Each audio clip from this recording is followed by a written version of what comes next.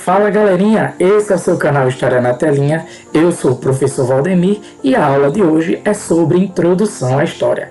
É nessa aula que nós vamos aprender os conceitos básicos dessa matéria maravilhosa, certo?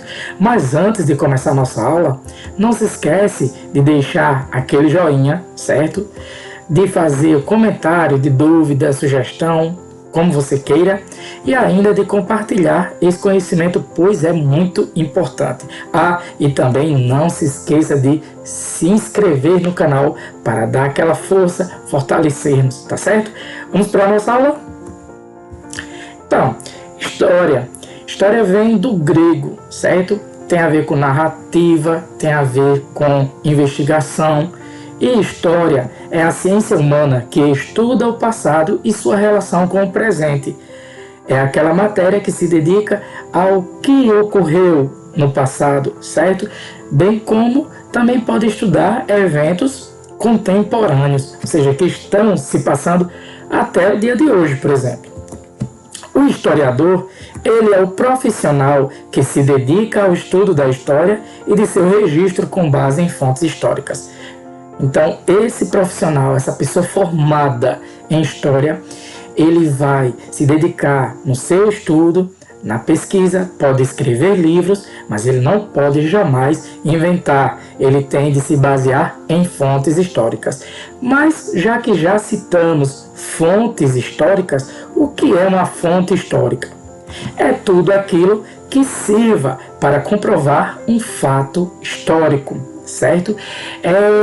Imagine que o historiador, ele é um detetive, certo? Então ele tem de montar toda a cena de algo que ele está investigando. Então, para a montagem daquela cena, ele vai precisar juntar as pistas. E essas pistas são fornecidas pela fonte histórica. Daí o nome fonte, de onde sai, de onde brota, certo? Bem lembrado também é que relatos podem ser utilizados, como é o caso da história oral. Às vezes você quer contar uma história, mas não tem nada documentado, não tem nada escrito, e aí você vai fazer entrevistas, certo? Vai fazer um levantamento do que tem acerca daquilo, né? De forma oral, é a história oral. E como exemplos de fontes históricas nós temos, certo? Nós temos fotografias, temos documentos, pagamentos, nós temos ainda filmes, vídeos, cartas, bilhetes, pinturas rupestres, certo? Que são aquelas pinturas feitas nas cavernas.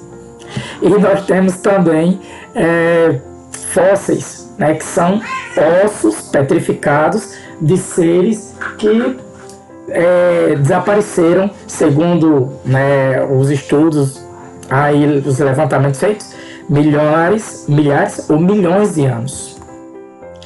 Bom, já que a gente viu o que é fonte histórica, agora a gente tem que saber o que é historiografia. Historiografia é o conjunto de obras escritas sobre determinado assunto, certo? Então, por exemplo, livros de história do Brasil, historiografia do Brasil. Livros de história da Paraíba, historiografia da Paraíba. Livros de história sobre Getúlio Vargas, historiografia de Getúlio Vargas, certo? Então, historiografia vem de duas palavras gregas. História, que é a narração, né, de algo, certo? Ou investigação. E grafos, que quer dizer escrita da história, certo? É só lembrar disso. E aí nós temos os exemplos que foram citados: livros, artigos, algo que esteja escrito, certo? Teses. Bom, e o homem, para contar o tempo, ele criou algumas unidades de tempo. As menores são milésimos de segundos, que não podemos, né, não conseguimos contar, senão por meio mecânico, como cronômetros, por exemplo. E dos segundos, minutos, horas, é o que nós vamos ver agora. O minuto, ele é composto de 60 segundos. A hora é composta de 60 minutos. O dia é composto de 24 horas. A semana, por 7 dias. O mês, de 30 31 ou 28 dias, como é o caso de fevereiro. O bimestre é composto de 2 meses, bimestre. Semestre é composto por 6 meses. O ano é composto de 12 meses. O lustrum, que é uma expressão em latim, daí porque ela é escrita de forma bem diferente, certo? E o correspondente em português seria lustro, certo? Mas o lustrum, ele é um conjunto de 5 anos, meia década. E a década é composta de 10 anos. 100 anos compõem um século e 1000 anos um milênio. Essas são as unidades de tempo mais utilizadas pelo ser humano, certo? No seu dia a dia. Bom, mas você já deve ter notado que os livros de história trazem os séculos escritos em algarismos romanos, certo? E aí fica aquela dúvida, mas quais são os anos daquele século? E aí nós vamos para a nossa parte da aula que ensina exatamente a identificar os anos daquele determinado século. Olha o primeiro exemplo. Esse é o século VII, certo? O século VII, você vai fazer o seguinte. De 7, você vai tirar 1. O resultado, que é 6, você acrescenta 00, ficando 600. Então quer dizer que os anos 600 são os anos do século VII. Não é fácil? Veja outro exemplo. Século IX. 9 menos 1 dá 8. 8 com 00, 800. Os anos 800 são os anos do século IX. Mais um exemplo. Século XII. 12 menos 1 dá 11. 11 com 00, anos 1100. E o século XXI, que é o nosso século, certo? 21 menos 1 dá 20. 20 com 00, anos 2000. Então, justamente os anos 2000 são os anos do século XXI. Mas agora, nós vamos ver como podemos fazer para converter um determinado ano em séculos e algarismo romano, né, para identificar o século daquele ano. Olha como é simples.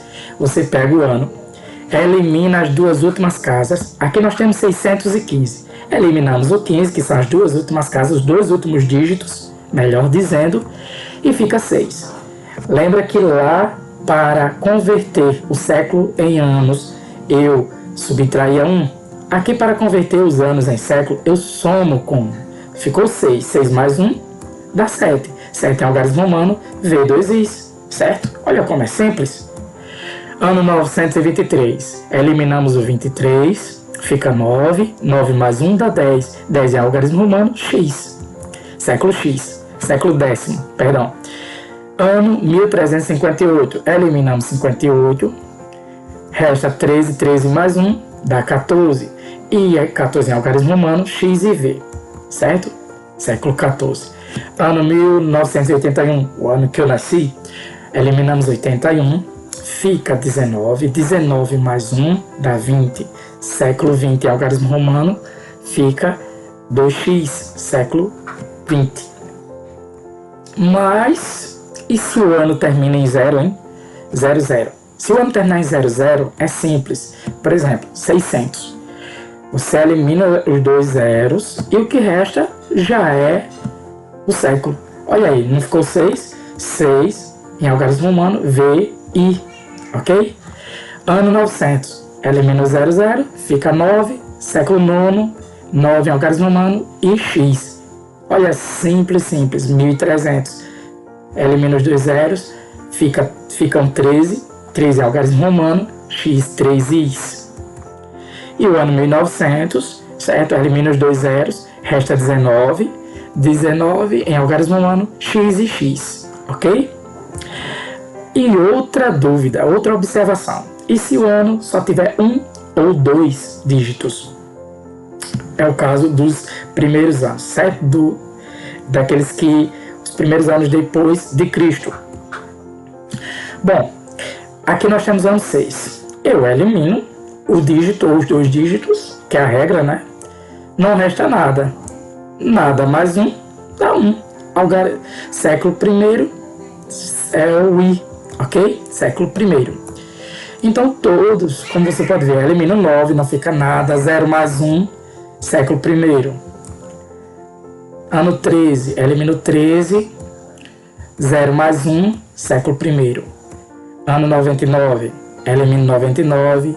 0 mais 1, século I. Então, todo ano que tiver, todo ano que tiver só um ou dois dígitos vai pertencer inevitavelmente ao século I. Não é simples? Bom, mas para contar o tempo, o homem também se utilizou de alguns relógios, tipos de relógios. Um dos primeiros que ele inventou foi se guiar pela sombra, certo? Produzido pelo Sol na luz do dia. É o caso do relógio solar. No relógio solar, você vai ter o gnomo, que é uma haste que faz com que o Sol reflete nela e a sua sombra aponta a hora, certo? Nós temos um mostrador com as horas e uma parte em branco porque são as horas noturnas. A desvantagem desse tipo de relógio é que ele não funciona à noite nem em dias nublados. Temos também a ampulheta, que trata-se de uma garrafa, certo? Afunilada ao meio, e é colocado uma areinha muito fina, certo? Que vai passando de um gomo para o outro, e essa passagem é que vai medindo o tempo. Então, as passadas numa ampulheta são contadas pela vez que você vira a ampulheta, ok? Não é minutos, segundos, embora hoje você possa calcular a passagem de areia numa ampulheta, certo? Com um relógio ou cronômetro. Os relógios, outros tipos, nós temos aí o relógio de ponteiro, o relógio de pulso, certo? Que pode ser analógico, pode ser digital. E o relógio de pulso, ele foi uma invenção de um brasileiro, Santos Dumont. Só para informação. Bom, agora nós vamos falar dos tipos de calendário. O calendário, que é utilizado por algumas culturas, principalmente orientais, que levam em consideração a quantidade de dias que a Lua leva para contornar a Terra, certo? No seu movimento de revolução, chama-se calendário lunar. Esse tipo de calendário, o mês dele só contam 28 dias, pois é a quantidade de dias que a Lua leva para contornar a Terra, 28 dias, tá? Exemplos de culturas de povos que têm esse tipo de calendário. Os judeus, os muçulmanos, chineses, certo? Então, alguns povos ainda têm esse tipo de calendário lunar.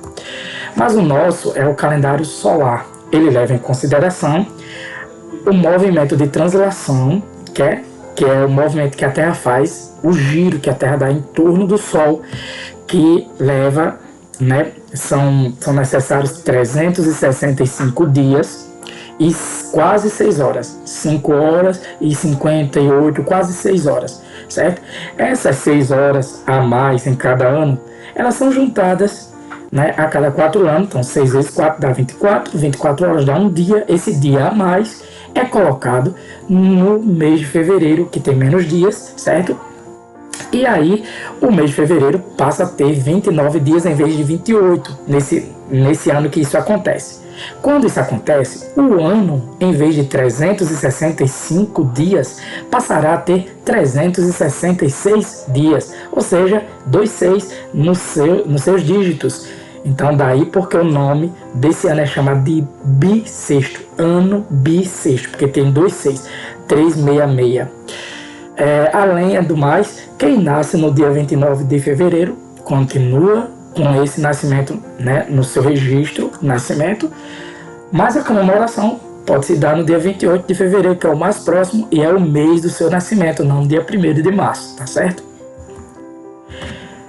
Bom, e para finalizar, nós temos uma linha do tempo, que ela é muito utilizada pelos historiadores. Ela serve para demarcar acontecimentos históricos, certo?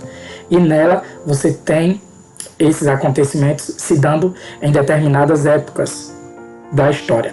Vamos começar de cima.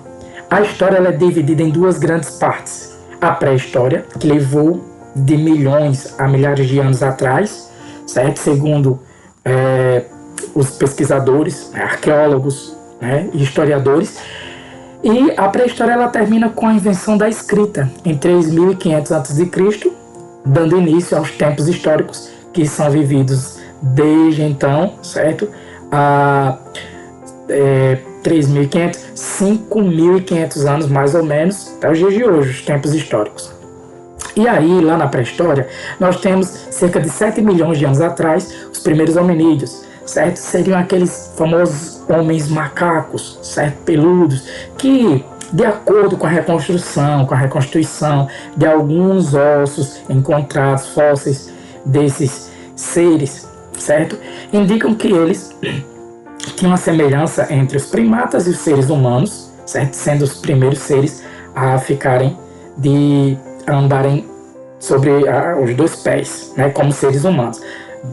Como ainda não tinham muitas características humanas, eles são chamados de hominídeos, ok? Cerca de 2 milhões de anos atrás, surgiu a primeira espécie humana, o Homo habilis, aquele que aprendeu a fazer ferramentas com as pedras, e deu-se início então ao Paleolítico, ou Idade da Pedra Antiga, Idade da Pedra Nova, Idade da Pedra Antiga e Idade da Pedra Lascada. Paleolítico, tá certo?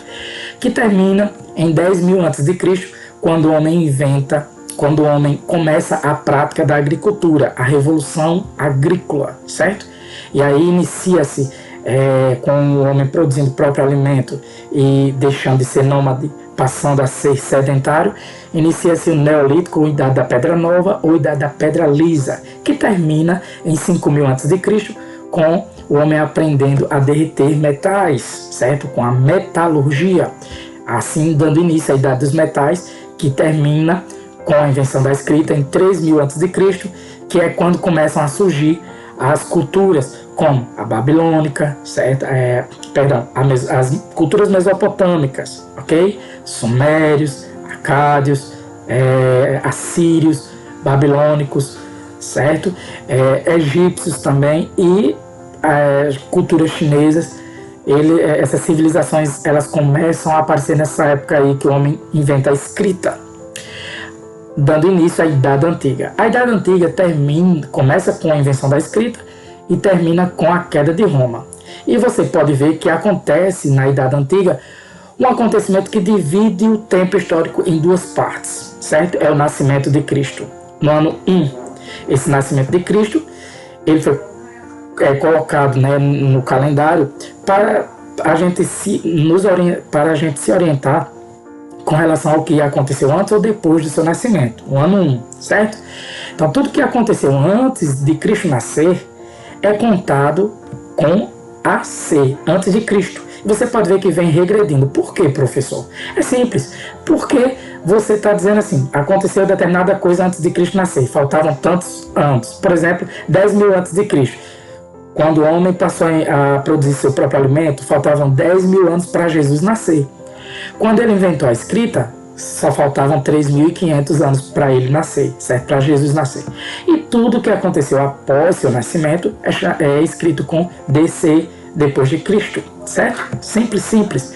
E aí, no ano 476 da nossa era, quando os bárbaros tomaram Roma, ok? Os Érulos, e aí caiu o Império Romano do Ocidente, isso em 476, pondo fim à Idade Antiga, dando início à Idade Média, que termina com a queda de Constantinopla, ou seja, o Império Romano do Oriente, nas mãos dos turcos otomanos. E em 1453, com o fim da Idade Média, começa a Idade Moderna, que termina em 1789 com a queda da Bastilha, a tomada lá da prisão política de Napoleão, certo? De Napoleão não, do rei, certo? Da França, Luís XIV, e dá-se início à Revolução Francesa. A Revolução Francesa, ela inicia a Idade Contemporânea, que é a nossa idade até os dias de hoje. Belezinha, galera? Essa é a nossa aula de introdução à história, certo? Fica por aqui. Espero que vocês tenham gostado. Se gostaram, deixem aquele like. Não esqueça de comentar, compartilhar o conhecimento, pois é muito importante. Continue estudando, pois estudar é preciso. Um forte abraço, fiquem com Deus e tchau, tchau!